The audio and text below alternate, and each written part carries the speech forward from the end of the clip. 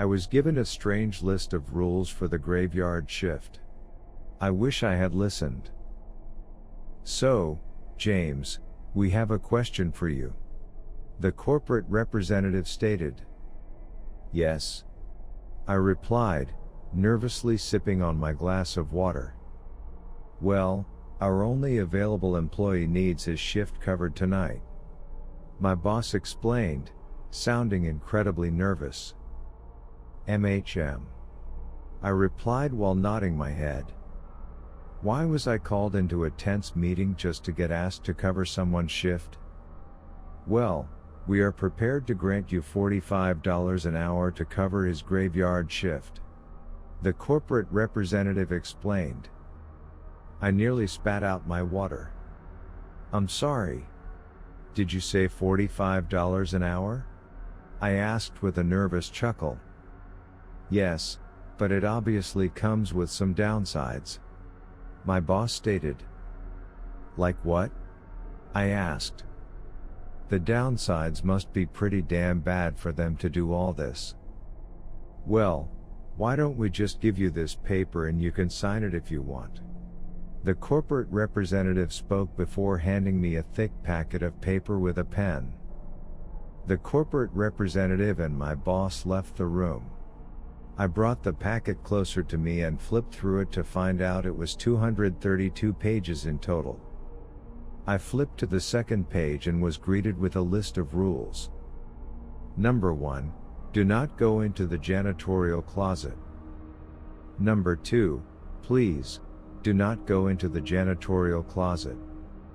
Number 3, under absolutely no circumstances are you to go into the janitorial closet. Number 4, do not go into the janitorial closet. Number 5, the janitorial closet is 100% off limits. What the F, I muttered. Whatever, maybe they just have some sketchy stuff they don't want anybody seeing, it seems worth the money to me. I picked up the pen and signed my name on the paper. I checked the time, it was 11:46 p.m. After working at this damn grocery store for years now, I was aware that the graveyard shift started in only 14 minutes. I was incredibly exhausted from the double I had just worked, but I very much needed the money. Suddenly, my boss opened the door and came inside. She walked over to the desk and picked up the paper. She examined it carefully, and then smiled. "Thank you. You made the right decision," she stated in a giddy tone. "Wait!" I shouted. She stopped and turned around. "What's up with the janitorial closet?" I asked. "I am not authorized to comment on that," she stated before walking away. I got up and started my shift. I stood behind the register, bored out of my mind and isolated. I was the only employee working. After an hour of total boredom, my mind began to wander. What is in that closet? My mind desperately craved to know the answer. Come on, get yourself together. Follow the only rule they gave you. Before I knew it, I was headed in the direction of the closet, almost involuntarily. As I got closer to the closet, a strange and tantalizing humming sound began, becoming louder each step I took. Upon reaching the closet, the humming had become incredibly loud, almost deafening, but I still couldn't turn away. I stood and watched the closed door in awe as mysterious colors glowed and danced through the door's cracks, as if it were calling me. Eventually, the curiosity was too much to bear. I lifted up my arm and swung the door open at once, revealing the horrifying yet tempting scene in front of me. It was a large ball, swirling and pulsating with life and colors. I reached out to touch it when the trap revealed itself. The ball began to swirl rapidly, turning into a slimy gray color. The once mystical sound had now become horrifying and gut-wrenching. Large tentacles shot out of the center, grabbing and pulling me into it. I screamed for help as I was pulled through the ball, and out the other side, leading into the place of nightmares. I fell to the ground with a thud. I looked around. I was in an entirely gray wasteland, surrounded by menacing silhouettes. Severe fear and paranoia washed over me in an instant. Looking around in a circle, I realized there was nowhere to run. The silhouettes began to slowly and tauntingly make their way towards me. Black lightning struck the ground near me, and deafening thunder ensued. As one of the silhouettes got closer, I realized I recognized the face. The face belonged to none other than my coworker, Jerry, who had been assigned the graveyard shift just last week. His face was now incredibly disfigured and uncanny. I didn't believe he had any humanity left. Jerry belched out a roar and charged at me. I dodged the attack and was left breathless with fear. He roared once more, and this time successfully charged me, knocking me onto the floor. He bit my neck, and I instantly felt dazed. Immediately after, Jerry calmly got up and left, seeming sickeningly satisfied. I have been here for God knows how long. I didn't know what else to do, so I sat down and started typing this. My phone is still connected to the store Wi-Fi somehow, although it unfortunately doesn't have cellular service. They don't seem to want to hurt me anymore, they just want to watch. I looked at my phone camera and saw the disfigurement start. I think the end is near for me. I can slowly feel my humanity leaving me. I should have listened to the rules. My friend's list of sleepover rules are beyond bizarre. I've never been good at making friends, or any type in bond with people in general. I'm not even close to most of my family members like I'm close to Jessie. Jessie is my best friend. I've known her only for a year and a half, but she's literally my world. She's the only person I can speak to, the only person who understands me. I've never slept over at anyone's house that isn't mine, and even when I'm supposed to be staying at a family member's house I get anxious and they have to call my parents to collect me. This results in my parents having to cancel everything that they plan. My parents resent me. I'm a huge burden to them because of just how anxious I am. Jessie asked if I wanted to have a sleepover at her house. I'd never been to her house, or anyone for that matter, and I'll admit I was ecstatic, but also hesitant, in case I got anxious and ruined the sleepover and my friendship. I knew I was probably overthinking, but it still scared me. Jessie gave me some time to think, and I agreed. I told my parents and they were pretty shocked, but decided to let me go because I had an actual shot at making a best friend for life. The car pulled up onto a large driveway, connected to an even larger house. It was huge, like mansion-sized. Probably the biggest house I'd ever laid eyes on. Me and my parents made our way over to the front door, which was about twice my dad's size, and he was 6 feet 7 inches. There was no doorbell, instead there was an abnormally large silver knocker in the middle of the door. I knocked. Jessie answered the door. When she saw me, her face seemed to light up and her smile grew larger. She instantly leaned in for a hug. Jess's mother and father also approached the door, and stood behind Jessie, also with a comforting smile on their face. Jess's father was also tall like my own dad. He was your typical dad-looking person. It was the same with her mother too. It was almost surreal. Jessie toured me around her huge house, which took about an hour in itself. Then we ventured off into Jess's bedroom, which was huge, and pink. Very pink. Like every object was pink. After staying in Jess's room playing games and eating candy for a while, her mother walked into the room, and placed a sheet of A4 paper on Jess's bed. The way she walked was so elegant and graceful, like a ballerina. I took off my headphones and grabbed a sheet of paper. It read, "Sleepover rules. Follow these rules to ensure you have a safe and happy sleepover. Don't eat too much candy. They can smell it from miles away. Do not leave the bedroom after 1:45 a.m. Please remember this rule, your life depends on it. If you happen to wake up during the night for no apparent reason, hide under the bed within 25 seconds, that way they cannot see you. Do not get snacks from the mini fridge during 8:56 p.m. and 9:47 p.m. You will not like what you find. Make sure to turn off any light source apart from the TV. You must keep this on all through the night. I can't emphasize how important this is. If you wake up randomly and see Jessie sitting upright, awake in her bed, run. Lock yourself in the ensuite and do not come out for the rest of the night. If Jessie knocks and says she hurt herself and needs help, ignore her, and do not reply. If you wake up and hear the baby crying, ignore it completely, don't even move, it isn't the baby.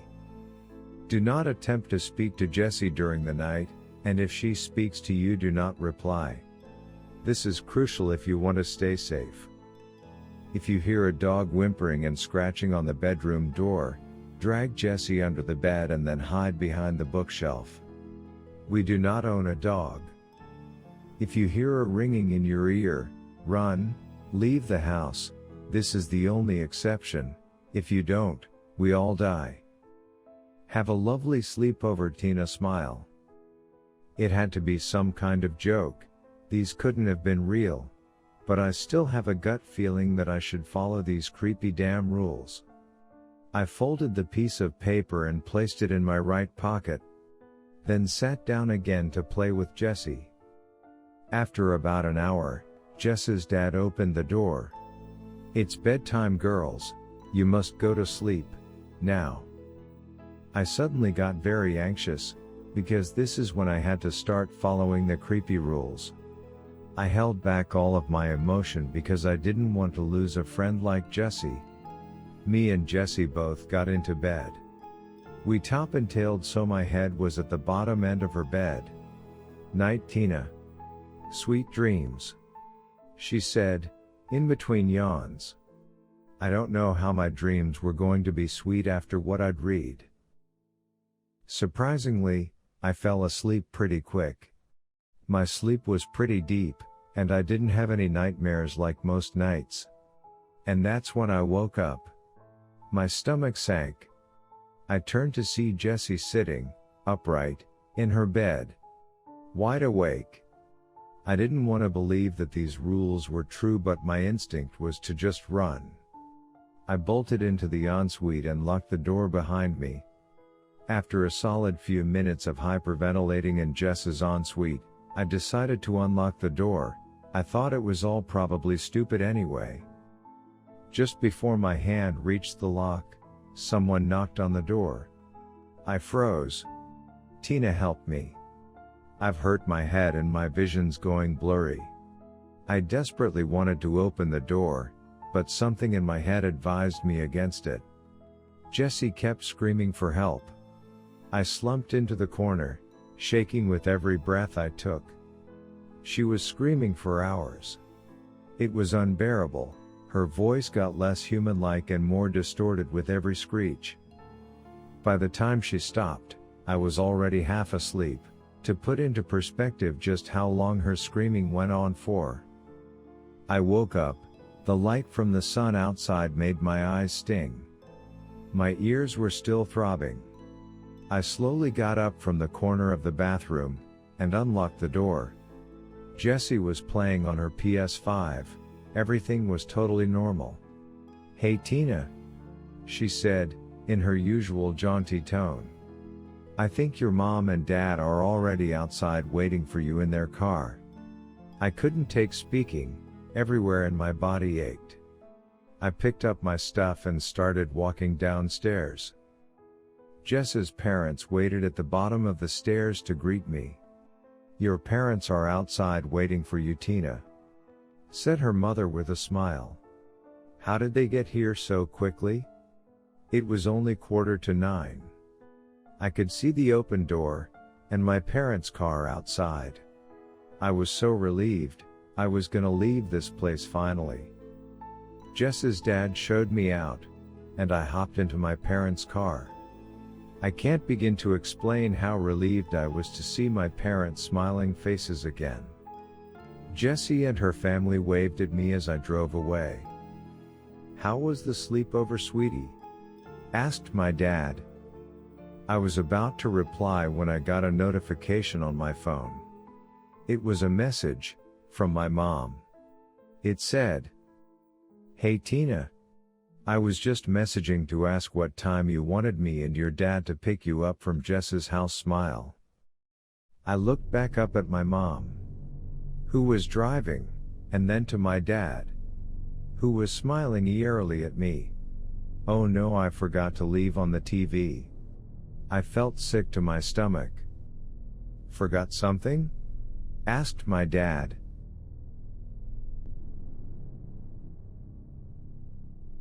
I work at the night library.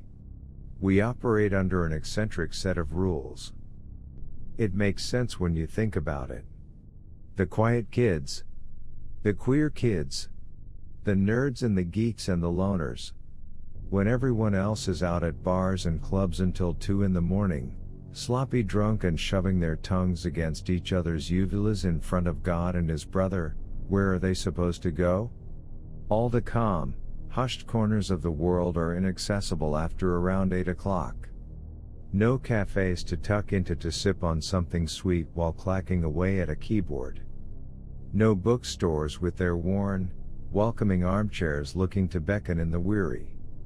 No libraries. Except Matt's. Matt Nelson, my boss, is the director of the night library, for lack of a better term. Does he possess the credentials to occupy the position of a library director? Let's just say if tearing through a pack of cigarettes and a pot of coffee in an hour were the top qualifiers, there'd be no better man for the job. But the night library doesn't have a board of trustees to answer to, which means Matt's GED may as well be a master's. It isn't a public establishment, nobody's paying for its existence with their tax dollars, and the books don't come straight off the press from the publishing house, ink still wet, pages still hot. I like to think of it as the half-price books of the library world. Our collection is made up of any and everything anyone is willing to contribute, which leaves us with a total sitting somewhere around a cool 1,000 items. It's a good thing, too, because we wouldn't have enough of a staff to manage it all otherwise. In all, there are 7 of us, or 8, if you count Doug, but no one's entirely sure he exists. Alice is our cataloger, and Matt's very first employee.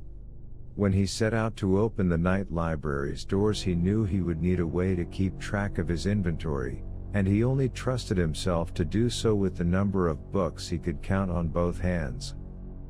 The way he tells it, Alice laughed in his face when he propositioned her.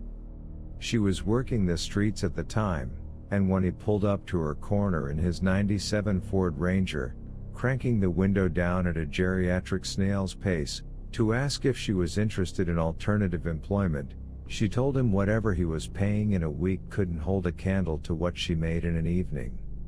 He handed her his card, which was actually the business card for a local nail salon covered in whiteout and scribbled over with a Sharpie marker, and told her to give him a call if she changed her mind. To this day she won't tell him why, but when his phone rang smack in the middle of the night less than a week later, it was Alice on the other end. What in God's green hell would anybody want with a library open dusk to dawn? She asked him, once he'd elaborated on the position he was offering. Just let me know, he told her. She was outside the door 20 minutes later. After Alice came Della. She wandered inside one night in the dead of winter, fingertips purple and eyelashes weighted down with ice. Matt was mopping melted snow out of the entryway and she stopped in front of him, blocking his path. "Can I help you?" he asked. No response. He took a moment to size her up, gauging the situation, and tried again. Are you looking for work? She snatched the mop straight out of his hand.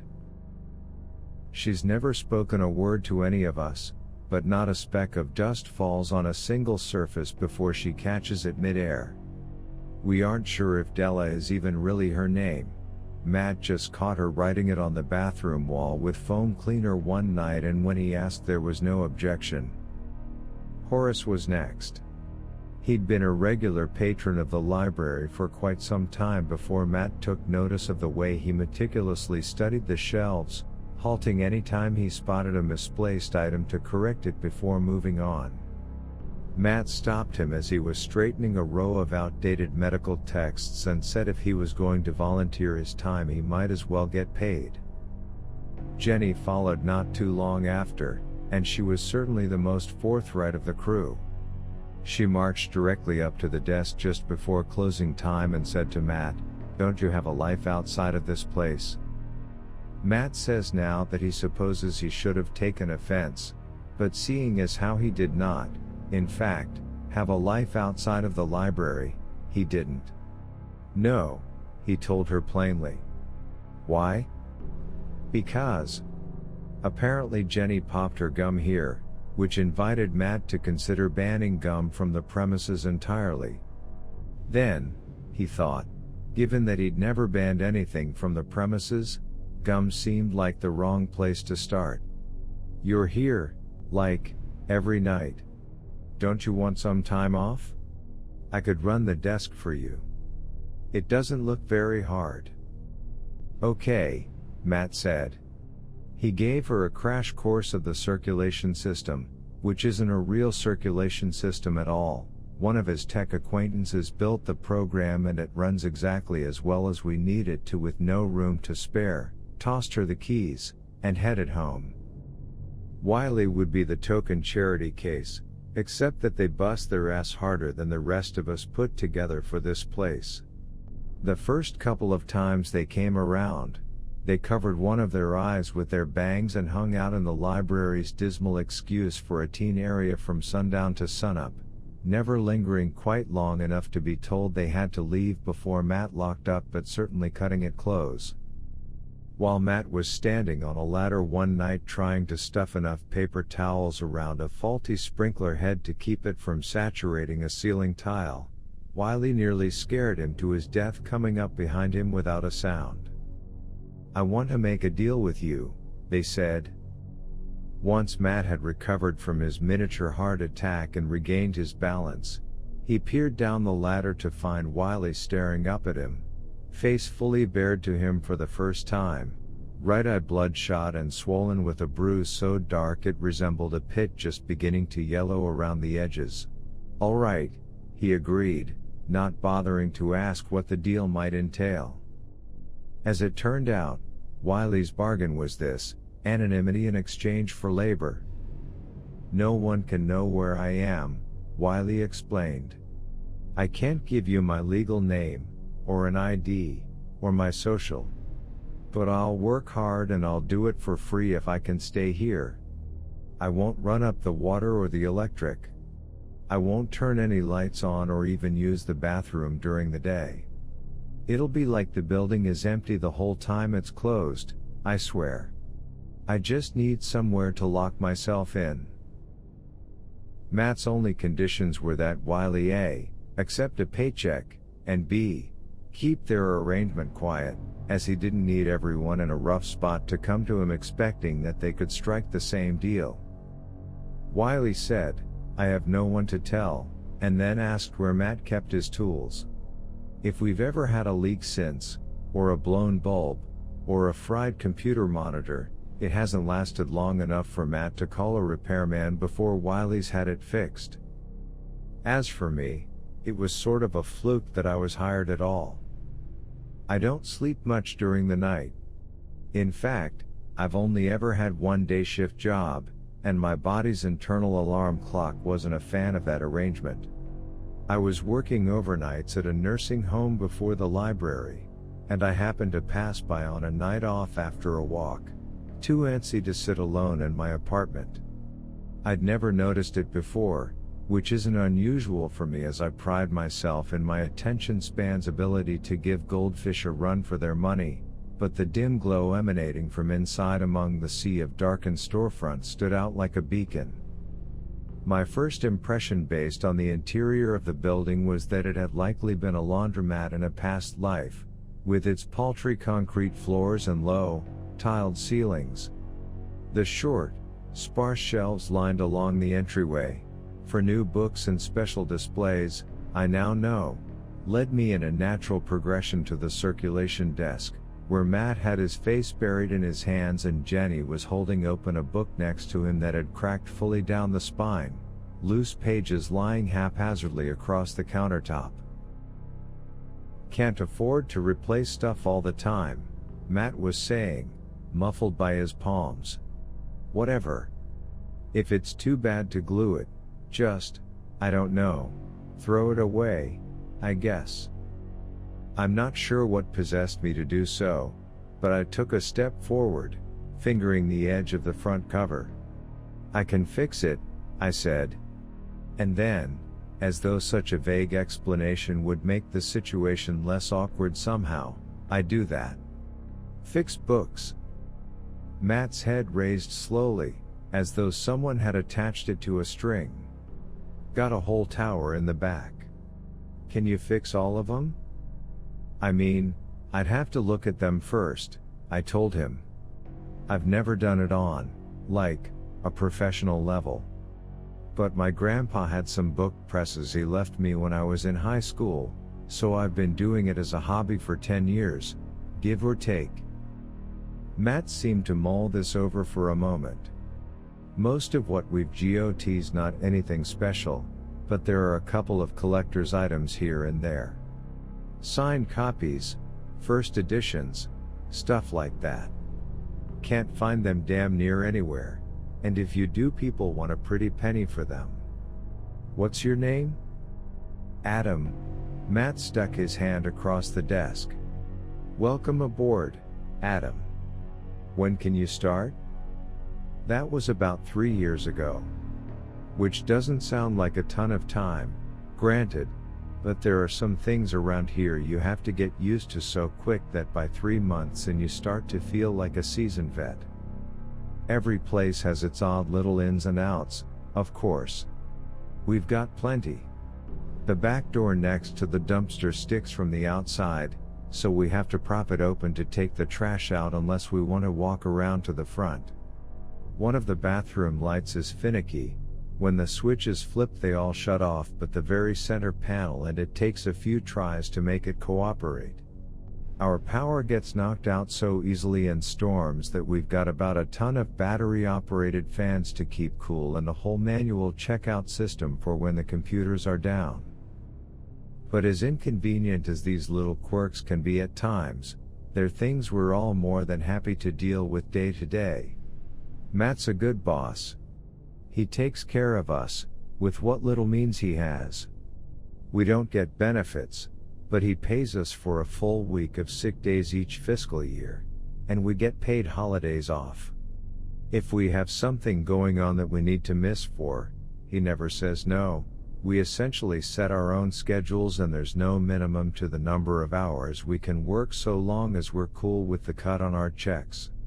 The break room stays stocked with generic snacks and off-brand sodas, and as long as we're not tending to a patron, he genuinely couldn't care less whether we're on our phones or listening to music as long as our work is done. We don't have a dress code. No staff meetings. No 8-hour trainings. I won't be a millionaire anytime soon, but the pay is good. Better than I expected. When Matt told me at the beginning of my interview, which was actually just me filling out paperwork, what the pay rate was, I couldn't help raising a brow. "I don't have a degree," I informed him, in case somehow he'd confused me with someone whose life was far more put together. "Or any experience in the field, technically." "I know," he said. "Just think of it as incentive. I hope it's enough to keep you around. I didn't understand at first what the hell that was supposed to mean. We're in a slightly rougher area of town, so I figured maybe we'd run into the occasional dispute or keyed up addict. Then I finished my entry packet and flipped it over to find the last paper on the table, simply titled Staff Rules. It read as follows. 1. If you come across a man named Doug, tell him that of course you recognize him. Furthermore, ask why he's introducing himself, as you've worked together since you were hired. He will laugh and ask your forgiveness for being so forgetful, at which point you should be clear to go about your day. However, if he happens to ask if you think he's doing all right at his job, be sure to tell him he's doing so well that if he ever left we could never hire someone else to take his place. 2. There is no pool in the library. Not in the basement, which does not exist, nor on the roof. If someone asks if you've been swimming in the pool yet, do not give a definitive answer. Simply say that you don't like to swim. Important, do not say you can't swim. Just that you don't enjoy it. If you see a pool, exit the building and do not return until sunset the next evening. You're simply exhausted from working night shifts. 3. Do not bring peanuts or any peanut products into the building. Horace, our page, is allergic. 4. The second floor is only storage. Nothing is moving upstairs. If you think you hear anything unusual, i.e., scratching, stomping, humming, it's either the HVAC system or the pipes. 5. All of the keys that you need can be found on the keyring in the drawer below the time clock. If you come across a door that isn't labeled on the cheat sheet for the keys, you don't need to open it. It's likely just maintenance access. 6. Staff parking is in the upper lot. 7. When working in the children's area, do not be alarmed if books fall off the shelves from time to time. It's nearly imperceptible to the naked eye, but several of the shelves are built at a slight angle. 8. The coffee pot in the staff kitchen is free for everyone to use, and coffee supplies are located in the cabinet above the microwave. If you pick up the coffee pot and find that it is full of a dark, viscous substance, simply clean it out in the sink before using it. Just plug your nose while doing so. 9. We do not have gender-specific restrooms, and any protest in regards to such will not be tolerated. 10. If you see an elderly Hispanic woman dressed in mourning garb crying quietly with her head down at the table in the back corner next to nonfiction, do not approach her. However, if she makes eye contact with you of her own accord, be sure to offer her your condolences. If she signals for you to come closer, tell her that you're sorry but you have to get back to work. If she starts to stand, turn calmly away and begin walking at a brisk but unalarmed pace back toward the front of the building. Do not look behind you. Do not run. 11. On the last Saturday of each month, our custodian Della uses a specific cleaning solution to mop.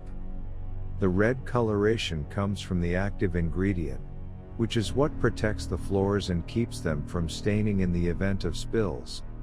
It is not blood. 12. Please do not use Windex on the plexiglass windows of the meeting room. It streaks.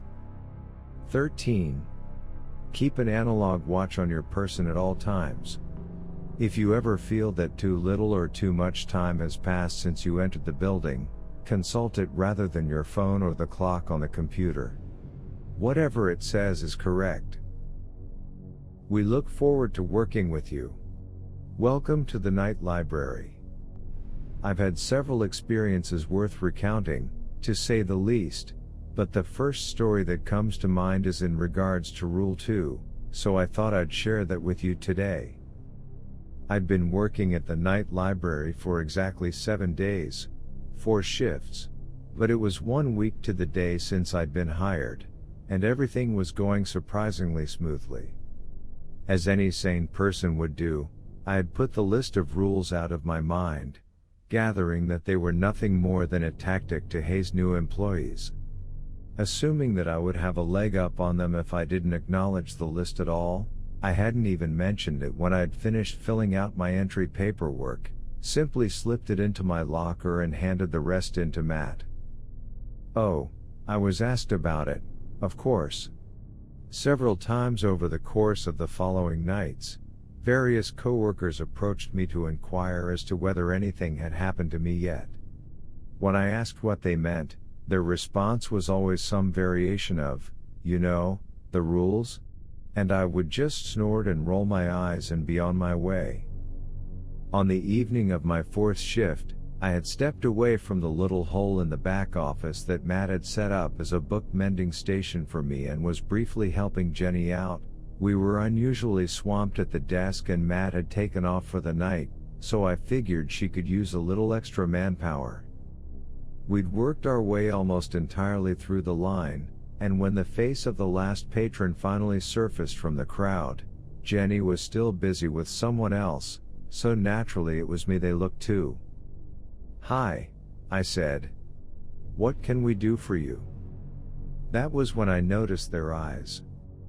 There wasn't anything wrong with them. Not technically. They were dark, but not unnaturally so. Not bloodshot. The pupils weren't abnormally large. But there was something behind them that, no, let me try that again. There was nothing behind them. That was the problem. I looked away. "Pool," they said. I cleared my throat. "Sorry?" "Pool. Your pool. I need help finding it." I laughed, and a cool air of relief washed over me.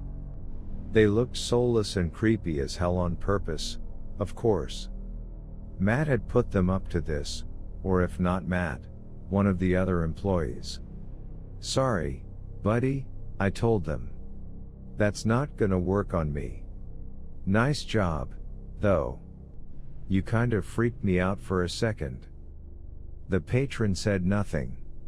Just ever so slightly furrowed their brow and tilted their head to the side, as though they didn't understand what I was saying. "I need help finding your pool," they repeated. I leaned partway across the counter, lowering my voice so that Jenny wouldn't overhear. She seemed preoccupied enough, but you never quite know with her. "Look, dude, I don't want to spoil the fun for everyone else, so I'm gonna let them think they're pulling one over on me for a while, okay? But I'm not buying it. I'll walk away from the desk with you, but once we're out of the line of sight you can drop the act." This seemed to satisfy them well enough, because they turned and began heading opposite my direction. I quickly ducked out from behind the counter to follow. We walked in silence until we were safely hidden in the stacks, and then I stopped, reaching out to place a hand on their shoulder. "All right, pal, I think we've made it far enough." They faced me, and I waited for the facade to fall away. It didn't. "Your pool," they recited once more. Slowly, a quiet unease began to creep up my spine. I managed. "Where is it?" For a moment, I considered. There was absolutely no way in hell any of this rules stuff was real. But why were they so dedicated? "Is Matt paying you to do this?" They stared blankly back at me, the same, dead eyes as before, unblinking and cold. "Where?" they demanded icily. "Is your pool?" As little stock as I had put into the list, it had, in its absurdity, stuck with me in such a way that made it difficult not to recall near to every detail. "There is no pool in the library," I remembered reading, and then, "not in the basement, which doesn't exist. It's in the basement?" I tried, fearing that the next query would be where the basement was located. But no more questions came. Instead, the patron nodded and left me alone between Stephen King and Leanne Moriarty. I shouldn't have followed them. For countless reasons, I shouldn't have. But I needed, to know what was going on. So I peeked around the edge of the shelf, ensuring that I'd given them enough leeway not to take notice of me trailing them, and then I set off. They were headed toward the children's area, which was entirely across the building from where we'd just been, and I was forced to keep my pace brisk so as not to lose sight of them. They bobbed and weaved in and out of my view, but I always managed to catch up just before it was too late. We traversed through the baskets of puzzles and blocks, along the dingy train mat thrown thoughtlessly across the largest expanse of open floor, and somewhere to my right, a read-along book that had been left open was stuck on a loop of animal sounds. We passed by the library's small collection of second-hand leapfrog learning pads and stepped over a spilled bin of well-worn stuffed animals, me keeping as quiet as I could all the while. Finally, we reached the rear wall, and I saw something I'd never noticed before. There was a door. Nothing about it was special or notable in the slightest. It was a metal rectangle that had been painted the same deep, flat shade of blue as the building's exterior doors, and it was fitted with an identical window so high up I would have needed a ladder to see what lay beyond. As was the only logical next event in our sequence, the patron approached it and turned the handle, which opened to them fluidly and without issue. Half of me hoped it would do the same when it was my turn. Half hoped it wouldn't. The door wasn't loud. I wasn't particularly concerned that they'd hear me breach it once it had fallen closed behind them, but just to be safe, I counted off 10 Mississippis before easing it open and slipping inside. Immediately, I was immersed in darkness. It would have been total had it not been for the dim glow permeating through from the bottom of the set of descending steps before me. My brain, scrambling to compute, insisted that the lack of a basement in the building must have been part of the elaborate ploy. The fact that I'd never noticed the door didn't mean it didn't exist. Clearly it did, as I'd just used it. I'd only been here a week. It wasn't like I'd had a chance to explore every inch of the place. Taking a steadying breath, I mentally chastised myself for being so gullible and started down the stairs. It took longer than I felt it should to reach the end. Far longer. But I chalked it up to anticipation and kept on until I reached a level, concrete platform. The only turn to make was a right one, so I took it, drawing steadily closer to the disembodied light source.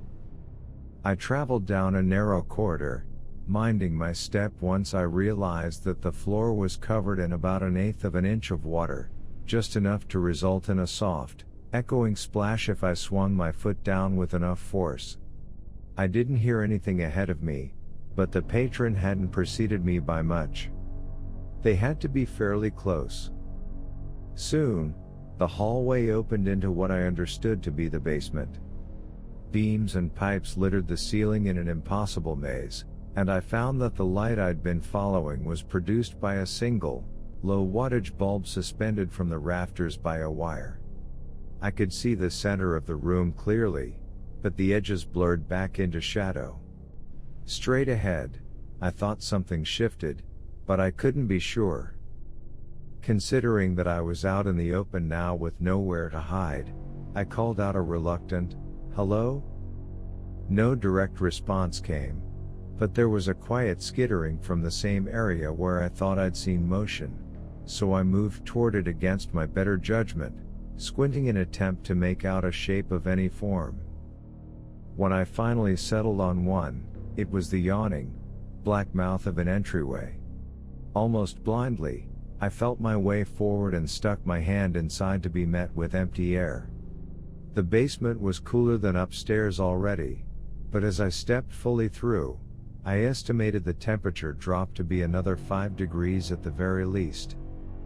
The water that had veiled the floor from the bottom of the stairs had never receded, but it grew a hair deeper here, just enough so that it began lapping at the canvas above the soles of my shoes. "Hello?" I asked again. Too unsure of my surroundings to go any further, I stood my ground and listened intently. This time, I could swear I heard a faint splash. It's difficult to explain what happened next. It was as though a film of a sort lifted from the entirety of the premises, and with it, the darkness. Not like someone had flipped on a switch, more like opening a blackout curtain. That's when I realized that it was because something was emerging from underwater. Before I go into detail about that, let me set the scene for you. As soon as my environment was illuminated, my heart gained sentience and decided there was no time like the present to explore the outside of my chest. I was the origin of freeze being tacked onto the old fight or flight adage, but once I'd thawed, I took a liberal, stumbling step backward.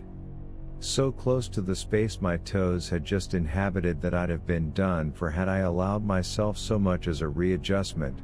There was a pool. Or, rather, a pit full of water, so dark and deep it appeared bottomless. Something about it affected my perception of the rest of the space. It was so all-encompassing that everything around it seemed to be pulling toward it as though it was the center of gravity, dizzying and cloying. Thankfully, however, my focus was instantaneously directed elsewhere. Have you seen an anglerfish? I assume you have, but if not, take a second to Google it. What had arisen from the depths of the pool/pond/liquid grave greatly resembled one in several respects, the most notable being the giant, pulsating bulb protruding from the center of its head and dangling in such a way as to perfectly illuminate the second most notable feature, the teeth. The most prominent difference between the thing before me and a traditional anglerfish was the size. For example, a fully grown anglerfish generally reaches the length of a ruler, but has on rare occasion been known to scarcely outgrow a yardstick. A yardstick may have been a match for a single, dagger-like protrusion jutting like a stalagmite from this creature's jaw. I ran, slipping along the damp floor and barely catching myself on the wall several times before finally finding myself in the stairwell again. I began ascending it with all the force and swiftness in my being. They say the drive home always feels shorter, and this was apparently applicable to the trip up the stairs from the gate to hell versus down the stairs to it as well, because it felt as though not a second had passed before I was shoving the door open and collapsing onto the carpeted ground outside to catch my breath. When I got my bearings and stood, glancing quickly over my shoulder to be sure I hadn't inadvertently invited anything to accompany me out of the basement, I felt my stomach plummet. The door was gone. I looked insane by the time I made it back to the desk, and Jenny wasn't shy about telling me so. "What happened to you?" she asked. "Did somebody waterboard you or is that sweat?" "I saw it," I told her. "The pool." She cocked one brow, eyes minutely widening. "Welcome to the club, noob. Get out of here. I'll see you tomorrow." I got out. Needless to say, I started studying that list like gospel the next night and never questioned it again. It's saved my ass a fair few times now, as it has everyone's here. And before you ask why I don't quit, why any of us doesn't, I have to admit that I don't have a solid answer for you. The money is definitely part of it. Matt knows what he's doing, buttering us up, giving us incentive not to seek out alternative employment. He keeps the staff small and cuts corners pretty much anywhere else he can so he's able to pay us what he does. But there's something else, too. Something too intangible to verbalize. And it's unspoken between the lot of us that the sensation is mutual. We're just supposed to be here. Besides, I don't know if the library would take too kindly to us leaving. If you enjoyed the video, don't forget to hit the like button and subscribe to the channel. Hope to see you soon for more scary stories on Peaks from Dark.